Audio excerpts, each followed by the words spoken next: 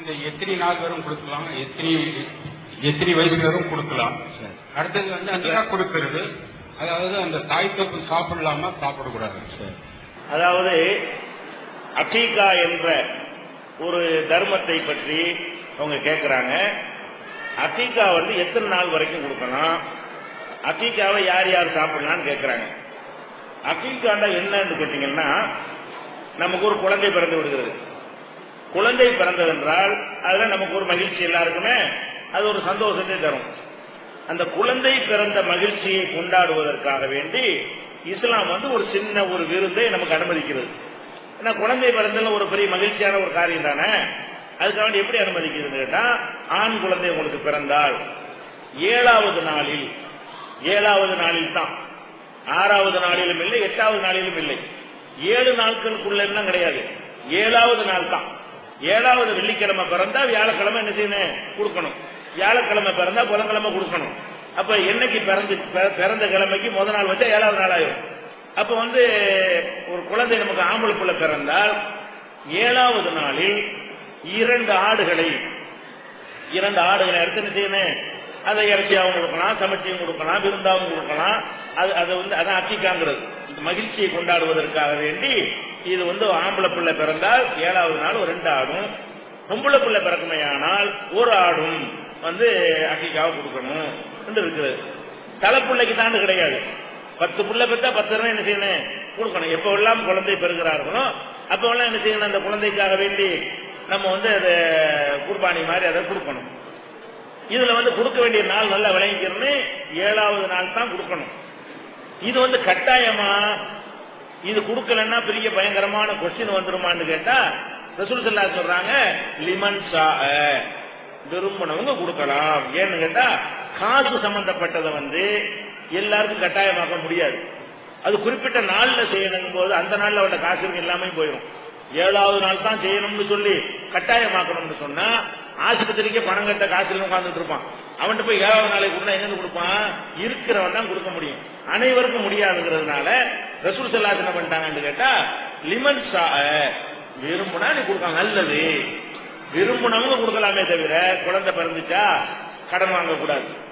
விளங்குதா? நம்ம சிரமப்பட்டு அடுத்த பிச்சை வாங்கிட கூடாது. இதெல்லாம் செலவு, அடுத்த மாசம் செலவுக்குள்ள காசை கொண்டு இதுக்கு செலவழிச்சுட்டு அப்புறமேல கடன் வாங்க நிலையை ஏற்படுத்திக் கொள்ளக்கூடாது. அல்லாஹ் நமக்கு பரக்கத் செஞ்சிருக்கானா, இந்த ஒரு அக்கீகா கொடுப்பதனால் இந்த மாசத்தினுடைய செலவை பாதிக்காதா, மருத்துவத்துக்குள்ள செலவு பாதிக்காதா, யார்ட்டையும் கடன் வாங்குற நிலைமை ஏற்படாதா, அந்த நிலையில் நீங்கள் இருந்தால் அவங்க என்ன செய்யலாம், இந்த அக்கீகாங்கிற முறையில 2 ஆடு 1 ஆடு 7வது நாள் என்ன செய்யணும், அறுத்து செய்யணும். இத வந்து யாரு வேண்டாலும் சாப்பிடலாமான்னா யாரு வேணாலும் சாப்பிடலாம். நேர்ச்சைன்னு நம்மளா செய்யணும் இல்லையா, அதுக்கு மட்டும்தான் இந்த கண்டிஷன். என்ன கண்டிஷன், நேர்ச்சைன்னு செஞ்சிட்டோம்னா ஏழைக்கு தான் கொடுக்கணும். அல்லாவுக்கு சொந்தமானதுக்குன்னா ஏழைக்குங்கிற அர்த்தம் இஸ்லாத்துல. அல்லாவுக்காக ஒரு ஆட்டை இருக்கிறேன்னா ஏழைக்கு கொடுக்குறேன்னு அர்த்தம். அல்லாவுக்காக ஒரு 100 கிலோ அரிசிய நான் தர்மம் செய்யறேன்னு சொன்னா அதுக்கு என்ன அர்த்தம், ஏழைக்கு கொடுக்குறேன்னு அர்த்தம்.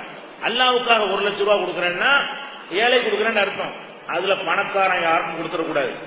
நேர்ச்சைன்னு நீங்க பண்ணிட்டீங்கன்னு சொன்னா, நேர்ச்சை என்னன்னு வளர்ந்ததுல, எனக்கு இந்த வயிற்று வலியா இருக்குது அது போயிடுச்சுன்னு சொன்னா நான் ஒரு 10 ஏழைக்கு சோறு போடுறேன், அல்லாவுக்காக வந்து நான் வந்து 1000 ரூபாய் செலவழிக்கிறேன் இப்படிங்கிறான்.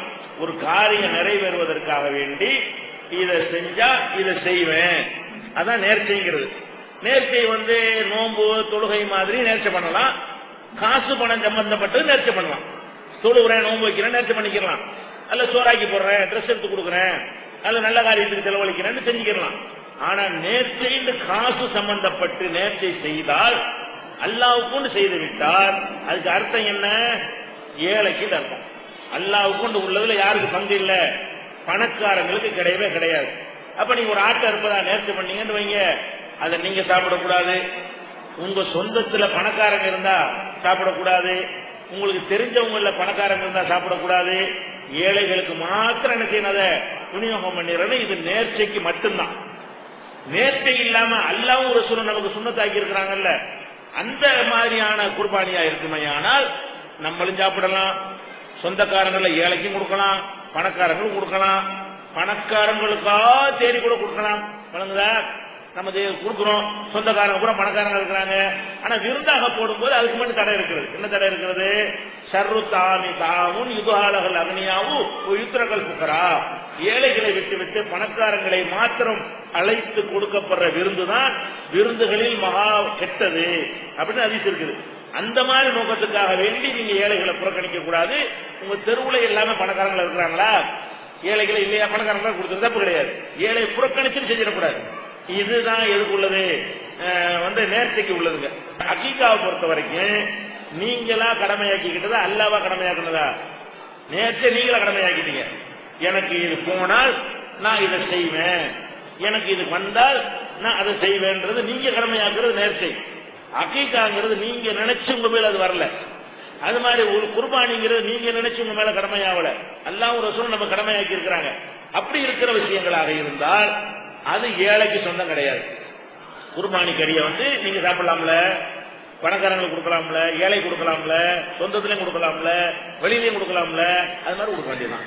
அக்கீக்காவை என்ன செய்யலாம்? நீங்களும் சாப்பிடலாம், உங்க பெற்றோரும் சாப்பிட்டுக்கலாம், பணக்கார சொந்தக்காரங்களும் கொடுக்கலாம், ஏழை சொந்தக்காரங்களும் கொடுக்கலாம், சொந்தம் இல்லாதவங்களும் கொடுக்கலாம். அதுல ஒண்ணும் தப்பே கிடையாது. 7வது நாள் தானே செய்யணும், கொடுக்கணும். அப்ப 7வது நாள் கொடுக்கணும். 2 ஆடு 1 ஆடுங்கிற கணக்கு வைத்துக் கொள்ள வேண்டும். அது மாதிரி யார் வேணாலும் சாப்பிடலாம். அதுக்கு எந்த விதமான ஒரு விதிமுறையும் கிடையாது, கட்டாயமும் கிடையாது. சக்தி உள்ளவங்க கொடுக்கணும், சிரமப்பட்டு கொடுத்துடக்கூடாது. இது அவனுடைய